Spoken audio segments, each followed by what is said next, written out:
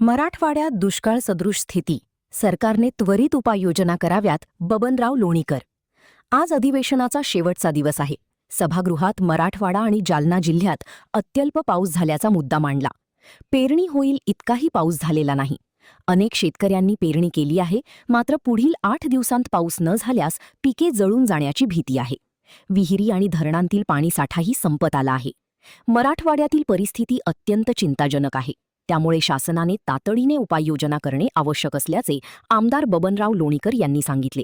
पाहूया ते काय म्हणतायत. तर आज शेवटचा दिवस आहे आणि जे मुद्दे आहेत मांडलेले ते मला असं वाटतं कुठेतरी मार्गी लागले. आज अधिवेशनाचा शेवटचा दिवस आहे. सभागृहामध्ये मराठवाड्यामध्ये आणि विशेष करून जालना जिल्ह्यामध्ये खूप कमी पाऊस पडलेला आहे. पेरणी करण्या एवढा सुद्धा पाऊस पडला नाही. मात्र लोकांनी कमी ओला असताना पेरणी केली. आता ती पिकं जळू लागली. 8 दिवस पाऊस नाही आला तर संपूर्ण पिकं जळून जातील. पिण्याच्या पाण्याचा प्रश्न आहे. विहिरीतलं पाणी संपलेलं आहे. बोरचं पाणी संपत आलेलं आहे. धरणातलं पाणी 10% 15% पाणी आहे. मराठवाड्यातली परिस्थिती चिंताजनक आहे. दुसरीकडं मुंबईमध्ये धुवाधार मुसळधार पाऊस 8 दिवस झाला आणि मराठवाडा कोरडा आहे. त्यामुळं शासनाला काही उपाययोजना कराव्या लागतील. आता पाऊस जरी आला, दुबार पेरणी जरी झाली तर या पिकाला उतार येणार नाही. त्याच्यामुळं मराठवाड्यातल्या शेतकऱ्यांना मदत मिळावी या विषयावर सभागृहामध्ये आम्ही भूमिका मांडलेली आहे. मोठ्या प्रमाणावर यावर्षी मुख्यमंत्री महोदय देवेंद्र फडणवीस साहेबांच्या नेतृत्वात राज्यामध्ये घरकुलं दिलीत. माझ्या एका विधानसभेत 42,000 घरकुलं मंजूर झाली. राज्य सरकारने घरकुलाच्या 3 नवीन योजना आणल्या. देवी अहिल्याबाई होळकर योजना, मोदी आवास योजना, यशवंतराव चव्हाण भटके विमुक्तसाठीची योजना. 42,000 घरं मंजूर झाले. मात्र गट विकास अधिकाऱ्यांनी 5,000 रुपये घेतल्याच्या तक्रारी होत्या. गरीब लोकांकडून शेतकऱ्याकडून विहिरीसाठी 20,000 रुपये घेतले. संदीप पवार नावाच्या BDOच्या विरोधामध्ये आम्ही जिल्ह्यातल्या आमदारांनी विषय लावून धरला आणि त्याची चौकशी करून 15 दिवसाच्या आत निलंबन करू असं आश्वासन ग्रामविकास मंत्र्यांनी दिलेलं आहे. कारण मोफत घरं आहेत गरिबांना.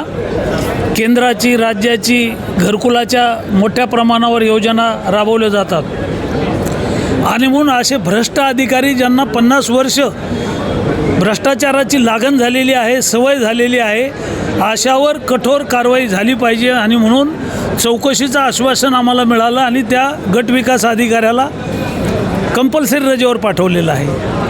आंबडच्या तहसीलदारनं मोठ्या प्रमाणावर वाळूचं उत्खनन केलं. कोट्यावधी रुपये त्याच्यामध्ये कमावले आणि त्यांना अँटी करप्शनमध्ये जावं लागलं. या मुद्द्यावरही सभागृहात आम्ही मुद्दा उपस्थित केला होता. बीडचे कलेक्टर आहेत, यांनी धुळे सोलापूर महामार्गावर बोगस लाभार्थी तयार करून, खोटे कागदपत्र तयार करून 75 कोटी रुपये शेतकऱ्यांच्या नावावर उचलले. जवळपास 155 आदेश काढले आणि खोटे आदेश काढून बोगस बनावट कागदपत्र तयार करून खोटे खाते खोलून 75 कोटीचा भ्रष्टाचार केला होता. मागच्या अधिवेशनात मी तारांकित प्रश्न लावला, लक्षवेधी लावली. बावनकुळे साहेबांनी सांगितलं जे जे दोषी आहेत 1 महिन्याच्या आत चौकशी करू आणि त्यांच्यावर कारवाई करू. जिल्हाधिकाऱ्यांची SIT चौकशी नेमली.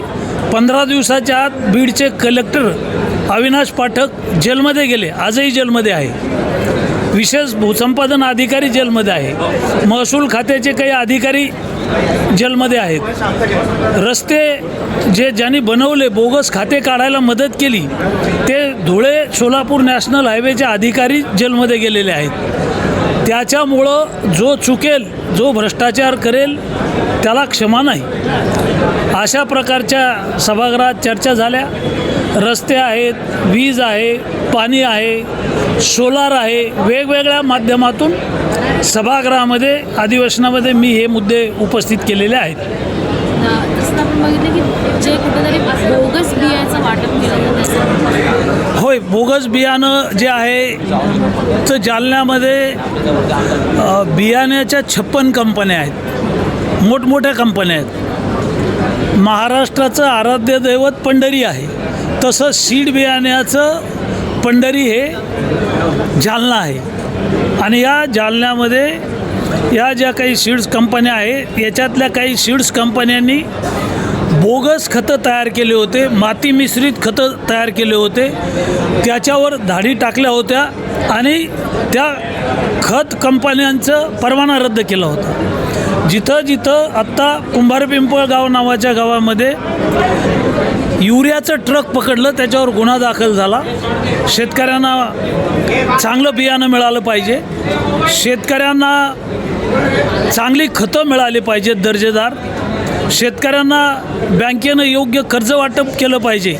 अशा प्रकारचे वेगवेगळे मुद्दे या अधिवेशनात समाधानकारक आम्हाला वेळ मिळाला आणि ते मुद्दे मांडलेले आहेत.